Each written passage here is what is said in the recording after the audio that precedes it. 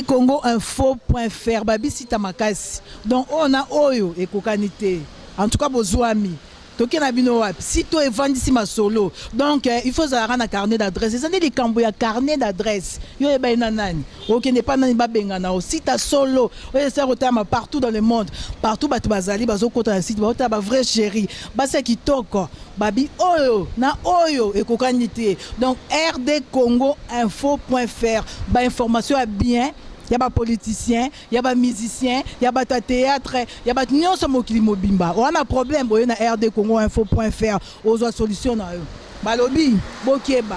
Le les a lobité. Donc le les a lobité. Donc bokeba boyiba lisusu. Si toi makasi, grand prêtre César Ngadi basuki. Donc on a oeza ekokanité. Tout le monde est d'accord. Munyafanya erreur moya ya grave.